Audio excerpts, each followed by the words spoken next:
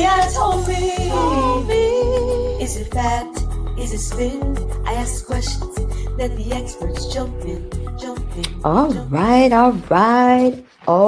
right. So, this is an exciting moment. Welcome to AI Told Me. You heard it right. This is AI Told Me, a people first policy podcast exploring what happens when artificial intelligence tries to explain the world of public policy. And you know, folks are using AI to explain many things, and AI is getting some of that wrong. So thought it would be a good exercise in this moment in time for us to merge the two, if you will. So in each of these mini episodes, we will ask AI to respond to a policy question, and then we bring in a real life, in-person subject matter expert to engage, reflect, and provide context. I feel like I'm in a toxic relationship with AI. Like it never gets any of the things right that I needed to get right. And sometimes it misses what matters the most. And what matters the most to me in all cases is people. So either way, the conversation helps make policy more clear, more accessible, and grounded in real experience. Let's bring that into practice with someone doing this work on the ground and holding a very, very important position. So today, I am joined by Ericka Woods, Policy Director at Cook County Government in the Office of the President, one of my colleagues and one of my favorite colleagues. So, Ericka, welcome to AI Told You. Is it Hello. I told AI has been telling me some stuff. Yes, AI told you and AI told me. So enough. Sure did. And sometimes they don't always tell us the same things. And that is problematic, right? And I must plus one what you were saying about sometimes AI feels like a toxic relationship. Sometimes they'll gaslight you. Sometimes they're like enabling you because they're just affirming everything you say, even if it's not necessarily what you actually should do. And so, yeah, definitely AI, can be a great learning tool, but sometimes it can be, you got to be mindful of exactly what AI is telling you. For sure. So very excited to be on this episode. I feel very honored. Yes.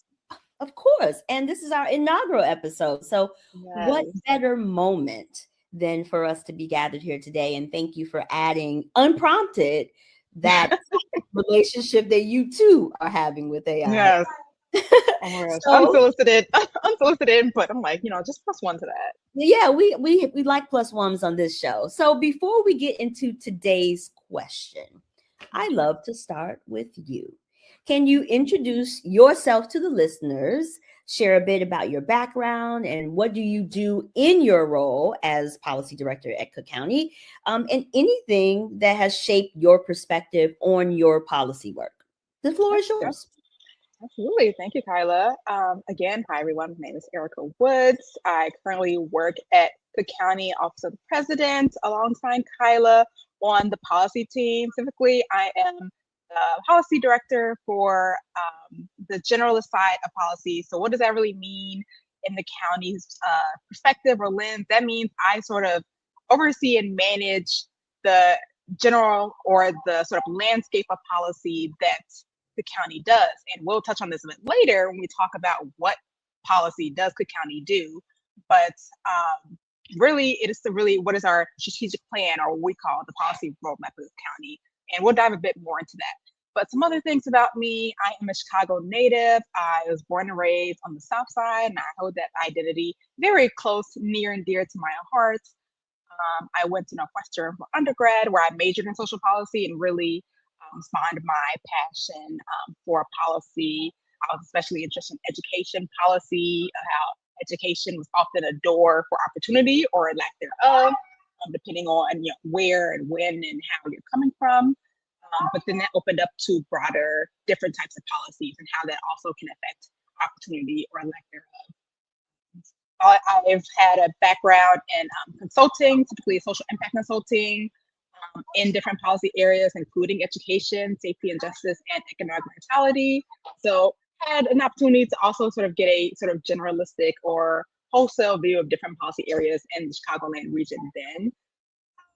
And a few years after that, I actually pursued my MBA, my Master's of Business Administration, at Kellogg School of Management. So going back to Northwestern, because apparently I cannot get enough of purple.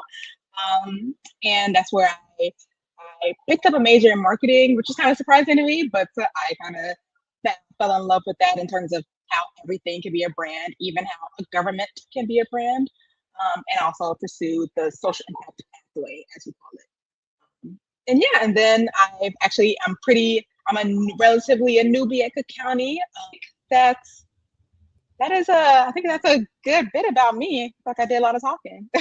Oh, well, this is a people focus, people People forward. first, you did say. I People did. So forward.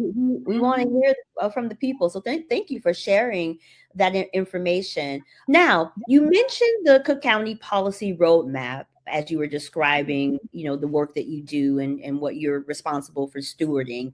For those Mhm. who are not familiar with Cook County government and or not familiar with the Cook County Policy Roadmap, share a bit about what that is and what it is designed to do. Absolutely. I'm so excited to talk about this because I literally think about policy roadmap every single day when I'm at work.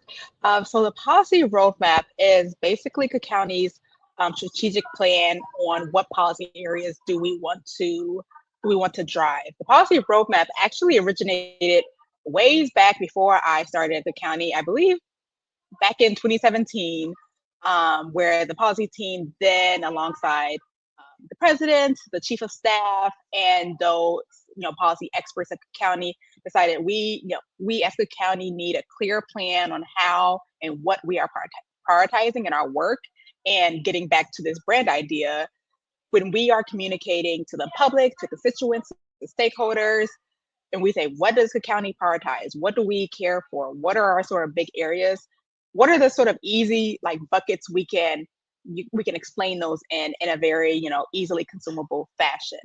And so the policy roadmap was sort of born then, through a lot of conversations, discussions, thought partnership, community voice, to decide what the priorities are and how are we bucketing them.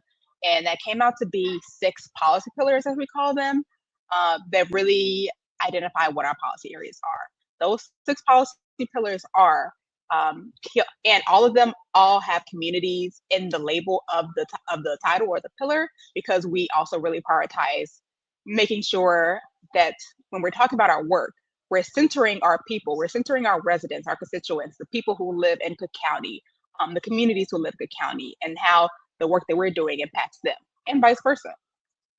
So the first pillar is healthy communities. That is our health and wellness pillar, and that is the pillar that talks about our health care, our health interventions, treatments, making sure that health and healthy communities is accessible and equitable for all.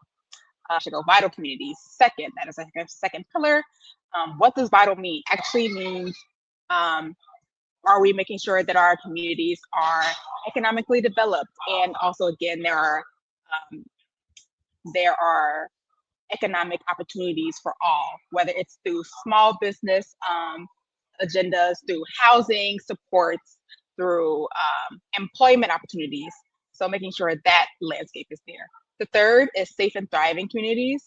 So that is our safety and justice pillar, working primarily with in Cook County, our Justice Advisory Council and our safety and justice stakeholders, from the courts to the public defender to the state's attorney. Are we making sure that our justice system is equitable and safe for all, that all residents feel that they feel safe in their communities, as they have a right to feel safe in their communities, and also those who are involved in the justice system feel that they are treated fairly and are able to receive a just and equitable, you know, trial or experience.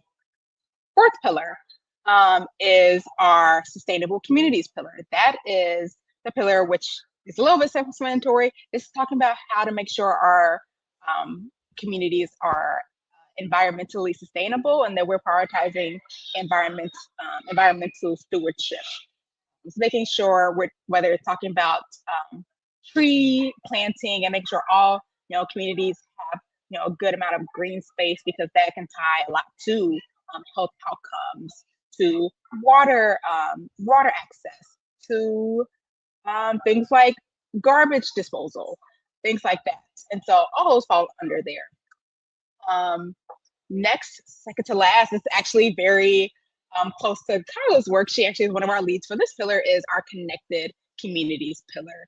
What does this pillar do? It's sort of two-pronged. It's technology and infrastructure. The technology meaning are all of our residents feeling like they have access to, and the socialization, educational piece of being able to access technology. It's not just about, do folks have computers, but do they know how to use a computer? Do they know, if they're looking for a job, do they know how to access that job? Do they have the supports there? Do they have Wi-Fi? Do they have affordable Wi-Fi? If they need to go, get a prescription, how are they, from the local pharmacy, how are they receiving information so they know what to do when they get to the pharmacy? So a very, very important piece. And again, Kyla is very close to this work, so she can probably explain so much more about the digital equity piece. It's so incredibly important about specifically the education piece. Again, I'm always passionate about education and how are we getting information out to folks. So that's one piece. And then the second piece of that pillar is infrastructure. So that is our transportation, whether public transportation to highways and roads, and making sure folks have ability to get around. I think a lot about how transportation and employment opportunities are really interconnected. So connected and vital communities, for various reasons, are very interconnected as well. If folks do not have, reasonable opportunity to public transportation, or, access to roads that can get them to, the areas where the opportunities for jobs are, then they're going to find harder time getting a job. And then of course that has a lot of repercussions for their daily life if they can't find, reasonable employment opportunities. So I can go on there. And then, don't want to forget our last, but certainly not least pillar is our open communities pillar. That is our good governance pillar. That is really around transparent and good government. So as we as Cook County do our work, are we making sure that we're able to recruit and retain good quality talent in our workforce? And that also, as we communicate and work for our public, are we communicating properly and transparently with them about the work that we're doing, the impact of the work that we're doing, and making sure that we're always maintaining that accountability piece, because we are accountable to our people who live here. So that is a very brief, but I hope was at least a good sort of overview of our 6 policy pillars in the policy roadmap. And again, something I think about on a daily basis. And so I can go on and on and on and on and about all the individual projects within it, but I will stop there. So what I decided to do was, instead of asking it to define the roadmap, because I really wanted you to define the roadmap and you did that so beautifully, I wanted to ask AI a forward-looking question about sustaining the momentum over time. So let's see what AI has to say.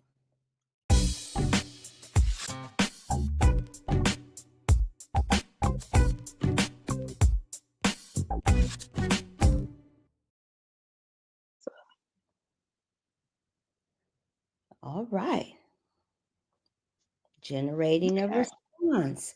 And we'll do some high level. I know it is very lengthy, which is one of the criticisms around AI, especially in the education spaces, which I'm in because I teach, is that how you can tell if you got an AI generated response from a student, because it is the most complete and response of all responses. So this gave us a top 10. Number 1, create a standing roadmap oversight committee. Number 2, turn the roadmap into a living backlog. Number 3, assign clear owners and accountable outcomes. Number 4, institutionalize routine measurement and transparent reporting. Number 5, fund a modest central delivery team. I love that, modest. Yes, Number 6, very humble. build recurring checkpoints and decision gates. And 7, embed continuous stakeholder and community feedback.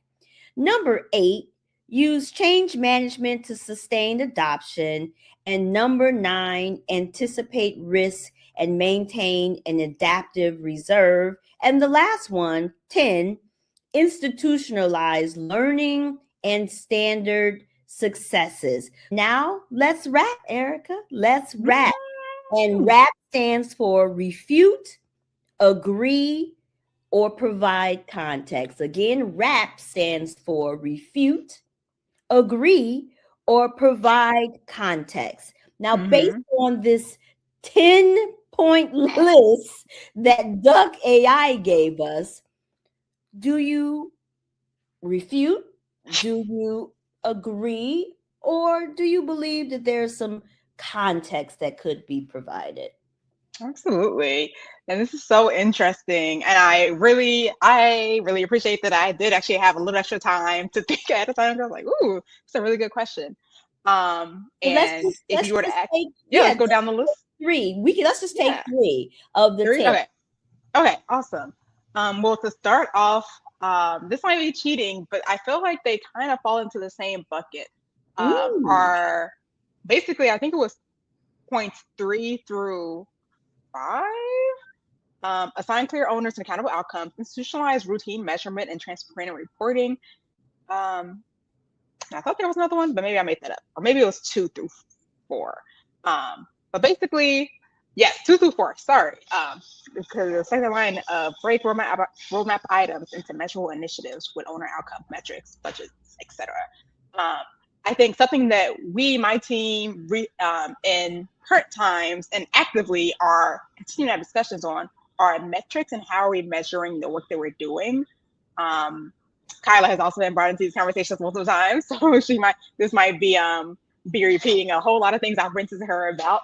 But I think we are in a place where at the county we are trying to continue to be able to be better storytellers, communicate the work that we're doing, and how the work has progressed and how has the work impacted the community. We know we're doing a whole lot of work, and we believe the work is actually impacting our communities positively. But when it comes down to whether it's reporting or communicating a response or a press release to the public or answering questions from the press about what the work we're doing, it might be we want to be able to easily be able to measure the work that we're doing so that we can communicate that well. And so that means setting clear guidelines for what are the metrics we're trying to measure, what are the goals of the work that we're doing, and making sure those are outlined clearly. That we have, performance indicators, as I see marked in like point 3 of accountable outcomes, that we have routine measurement and transparent reporting. So I guess this is an agree and context piece.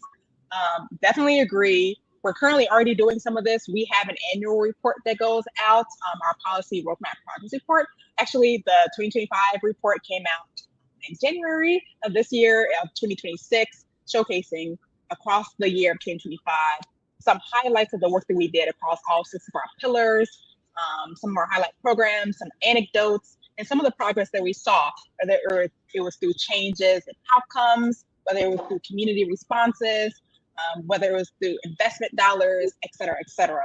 And so that's one way. And then also other ways we're looking is like, also what are some other sort of milestones throughout the year that we can look at least through, and that's a public report available for all to read and peruse.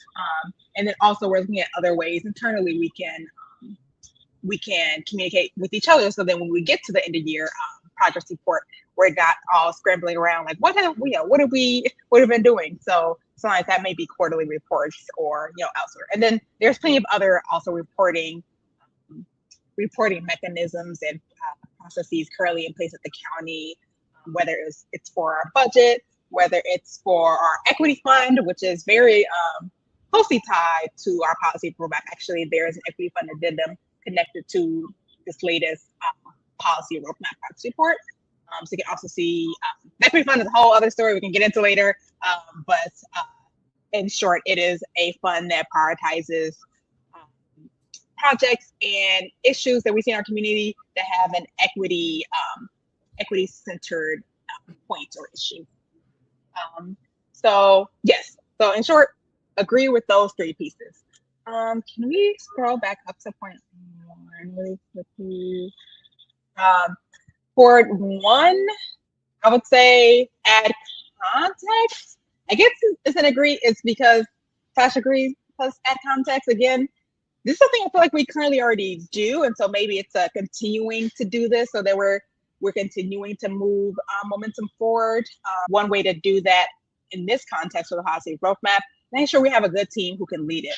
In this case, I think it is our policy team led by me as well as my teammate, Janae and Kansa, and as well as, and that's sort of conveners, as I call ourselves, but we also, of course, have our policy pillar leads. So the folks like Kyla who are really driving these work and who are the subject matter experts in their own pillar, convening them, as well as other departmental leaders and subject matter experts who lead this work and are very close to the work and know exactly what they're talking about, more so than I do. Convening them, making sure that we're communicating what is being done, if there are any issues that need to be advanced or escalated, if we can just support. And also, I see uniquely my role is a connector, a person who is able to identify, like I mentioned earlier, those areas of cross sectionality across pillars, whether it's here's how one project that is really housed within connected may impact our vital communities pillar, or something that's really housed in our sustainable communities pillar may really be impacting our healthy communities pillar as well.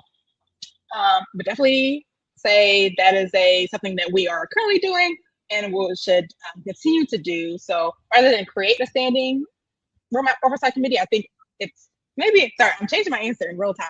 So I think that's the human nature, something AI may not be able to replicate. Is maybe this is a refute. So I would say they should continue, and we should continue to put in effort and capacity and resources into the work that we're doing, whether that is through our metrics, whether that is through our people and the way the systems that are in place and how we're doing the work and how we're reporting and maintaining the work. And instead of creating brand new things that ends up taking more time and may end up not actually being utilized, utilizing things that are currently there that we've already been seeing working, taking lessons learned over time to continue to bolster what we're doing. Yeah. Absolutely. Wonderful explanation. And just like I thought, you have made an amazing first guest on AI Told Me, using the Cook County Policy Roadmap as our policy of choice and question centered around that. And it was good that AI did provide something to think about. And it also shows that Cook County is moving many things forward and actually is beyond what AI recommended, which again, without the people context, one may not have known that any of this was happening, right? AI could have sent you down a whole kind of rabbit hole of misinformation that there isn't any policy that is helping to influence decisions and helping to drive equity in our particular county. So kudos to you for being here today and being able to shed even more light from a generalist perspective. We appreciate you bringing your subject matter expertise into the room and into this episode of AI Told Me. Thank you so much, Ericka, for If the people want to connect with you, where can they find you at? Absolutely. You can feel free to connect with me on LinkedIn. My name is Ericka Woods, Ericka. I know that stumps people sometimes, the C and the K. It is both. Ericka Woods, Woods at LinkedIn. Thank you, Erica. We really appreciate it. Now, we have made it to the end of this episode. It went so fast. Oh my goodness.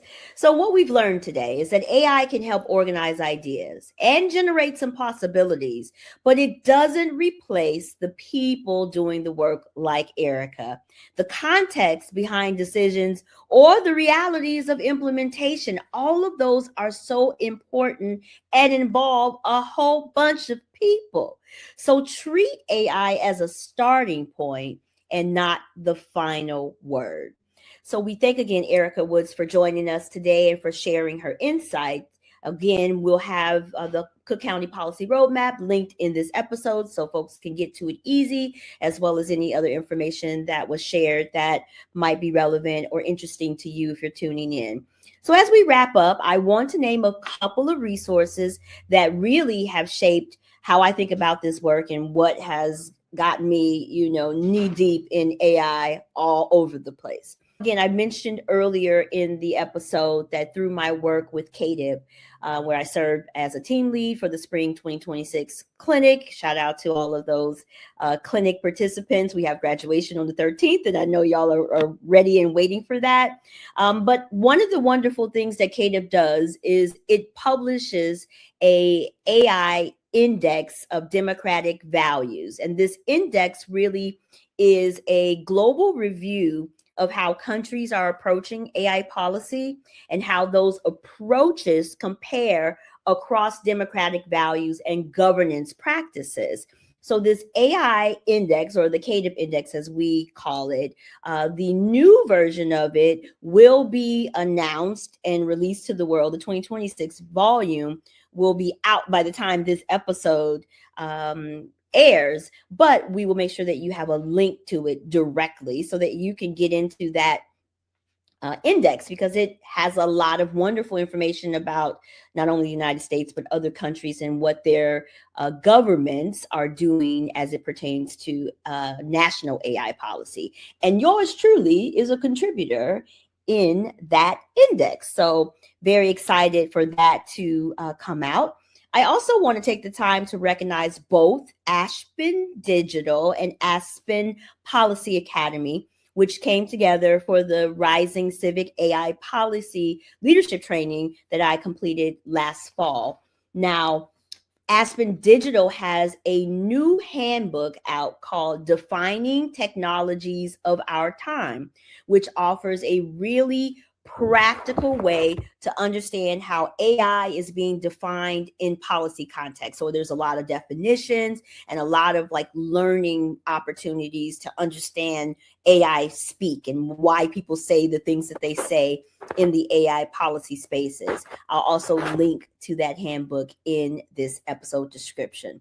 So again, thank you for listening to AI Told Me. If you're interested in being a guest or learning more, I really encourage you and welcome you to visit our website, aitoldme.net. That is AITOLDME.net. We will see you next time.